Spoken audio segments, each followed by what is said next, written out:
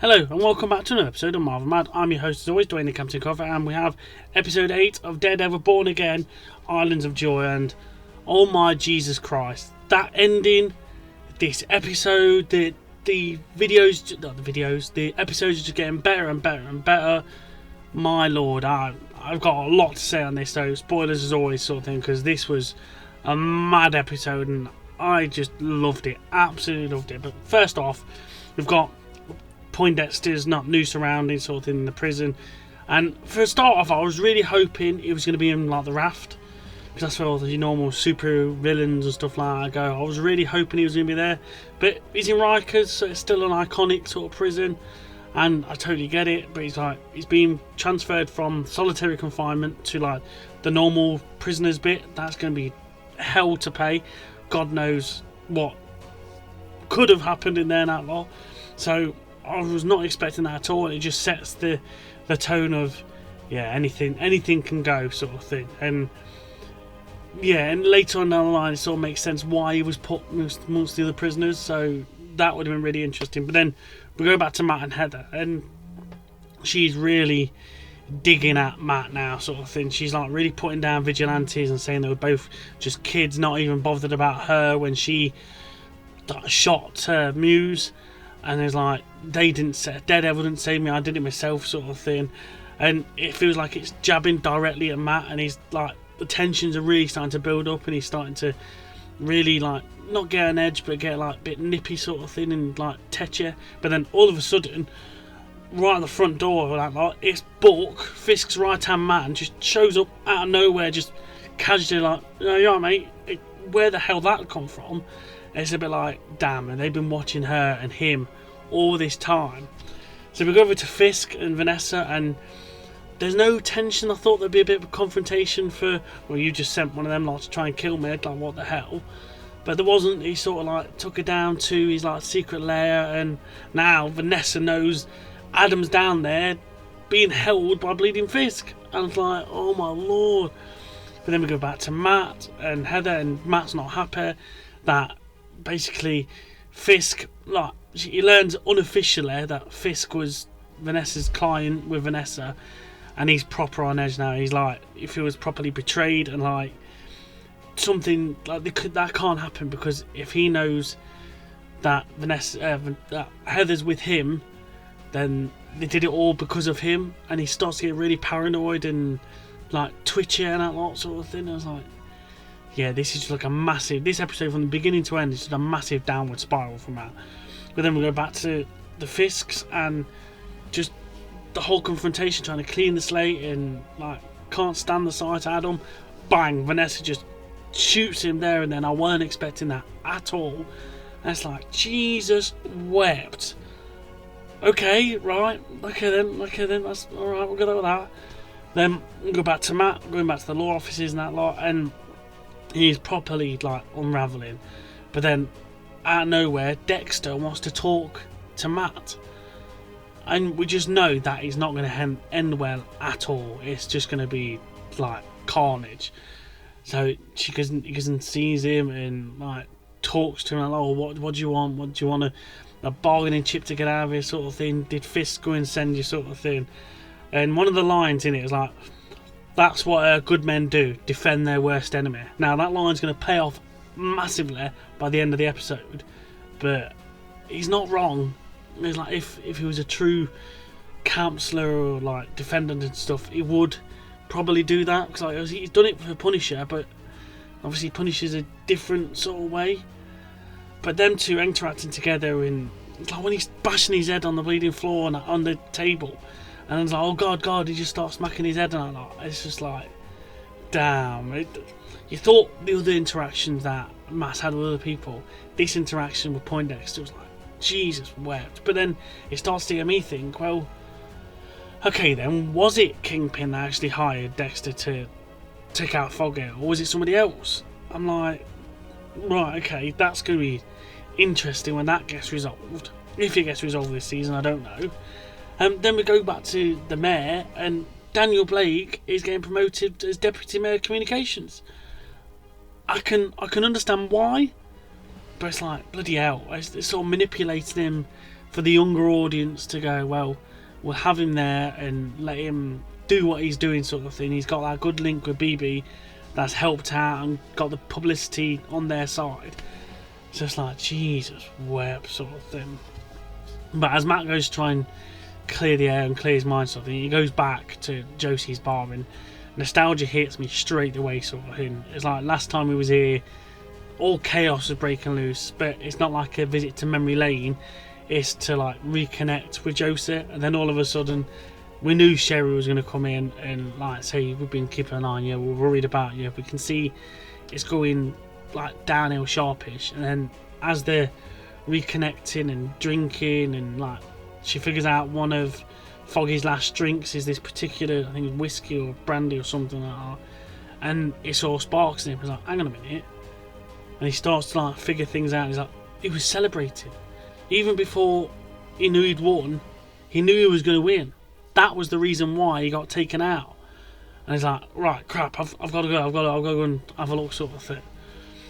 And then we get to the big mayor party, sort of thing, and we're sort of checking back in with all the higher ups, right, from the other episodes and that lot, and they're all just like shaken. Something's got them rattled, and something's properly got them on edge, sort of things. Like, what the hell has Fisk got up his sleeve now? Why are they all being a bit even more shady than normal, but worried for their own like lives and safety? Is it blackmail or is it worse? And then we go back to the prison after Poindexter's had his like meeting with Matt. He's like broken off a bit of a tooth, and just as he's getting all stitched back up again, that cops come down, trying to uncuff him to take him back, and he just, this shot where he got the tooth in his mouth and just shoots him. I was like, Jesus wept. And then he's like got these scissors, split him in half, kill them two, and it's like, shit, Bullseye's out. Bullseye's out of prison. He's killed all them. He's got a new like police suit. He's basically on the police bus back out of there, and he's like, shit. He's on the loose now. And where he goes, I was not expecting. So it just like this whole episode is just so good. But then we get back to the party, and Matt arrives. Even though for a start off, Heather thinks he's just like abandoned her and not even going to show up.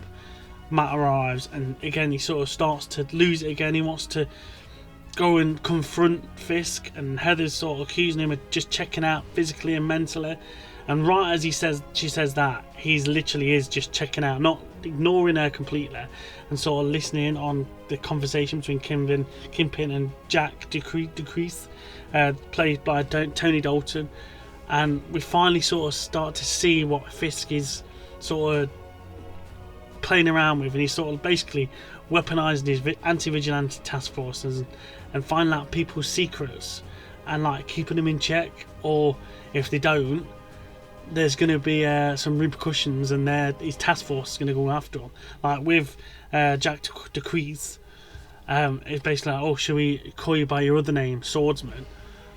And it's like that sort of hints at that sort of requires a visit by my task force. And it's like, Jesus wept. He's properly got everybody on a string, and it's like, well, if you don't want to do what I say, that task force is going to come round and kick 7 bells out of you. And we're saying, talking about the task force, they really just don't care at all, sort of thing. Like, a reporter comes in, takes a photo of Jack and Kingpin, and like, you know, no cameras, no reporters are supposed to be allowed. But then at that moment, they just literally just grab him, teach him a lesson by putting his hand in this cooking fat stuff, which, his hand looked just horrible. It's just, And then they get confronted by the police commissioner, and they're not even listening to him anymore because they don't even need to. They talk to Fisk, nobody else, and that's it, sort of thing. And the commissioner's like, Jesus wept. What is going off here? Chaos is just going to erupt soon. So BB tries to talk to the commissioner, and he's like, look, I have nothing to do with the task force. This is nothing to do with me, but do you know that Kingpin was actually a suspect in your uncle's killing? And what we didn't know, which I thought was really clever, is that she knew all along. She's been sort of playing the long game, getting herself in there, trying to listen to any conversations or get any information she can. And she sort of tells the commissioner, look, if you got some real dirt on him, I don't always put it under BB Uric. I do put it under different aliases. And he's like, okay, right, well, I've got all this like info on all the corrupt cops. I've got loads of information on them. And she's like, all right, okay, well, we can have a bit of a chat and we'll get things going, sort of thing, which I thought was a really genius move. I was like, I weren't expecting that. I just thought she was just this like reporter getting lost in all the big wigs and trying to make friends there while single-handedly trying to undermine them as well, which I thought was really, really good. But then again, we go back to Matt and Heather, and it's just getting nuts between them. The confrontation's getting even more. It's like Matt is basically spiraling into madness. But then you got to think of it another way. It's like, is he the only one that actually can see clearly? And then at this point, Buck phones up Rikers to find out if Dexter's actually been like dealt with finally, and of course he hasn't. We know he hasn't because he's at the pissing party. I was like, Jesus wept. What's he turned up here for? What? All the task force there. How's he gonna get through all them? And that was no problem for him at all. It was just like, Jesus Christ. And then they get onto the dance floor. Matt's like dancing with Heather, and as they're all like, he's hearing the voices of Fisk and Vanessa saying, oh, there's going to be consequences and everything like that sort of thing, he realises, shit, it wasn't Fisk, it was Vanessa that sent the hit out for Foggy. So he sort of bumps into, oh, I'll take this dance. And then they confront each other and that, like, he's like, does Fisk know you was the one that sent the hit out to Foggy? Vanessa's like, does Heather know you're Daredevil? While at that same point, Heather's with Fisk, and Fisk's on the verge of telling Heather that he's Daredevil. And I was like, oh my lord, it's just so good. And then all of a sudden, you can just see it out loud. It's sort of, now Dexter's up the top, got a sniper in hand, there's a dead cop on the floor, and this just about to go down sort of thing. And it just goes from Matt and Vanessa's confronting each other.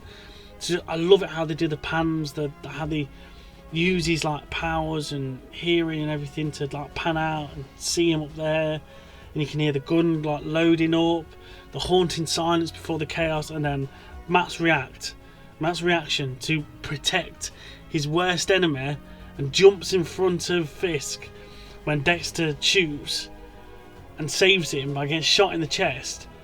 I'm like, Jesus wept. And then it ends with him on the floor just dying. I don't even, you'd say he might be dying, but I don't think he is. But my lord, this episode was just nuts. Absolutely, easily, again, one of the best episodes I've had in this series. It just keeps on getting better and better and better, and yeah, it didn't need him because God knows where this is going to end up now. Like, it's just so good. It's so good now. But anyway, let me know in the comment section below what you think of this. What do you think is going to happen to Matt? Is he going to be able to fit enough? Is it going to be like a month later when this final episode is going to take like place? It's just, yeah, let me know in the comment section below. Like, share and subscribe and all that jazz, and just it's so good. So now we'll see you all next week for another episode, and see you all next time, and stay sharp everyone.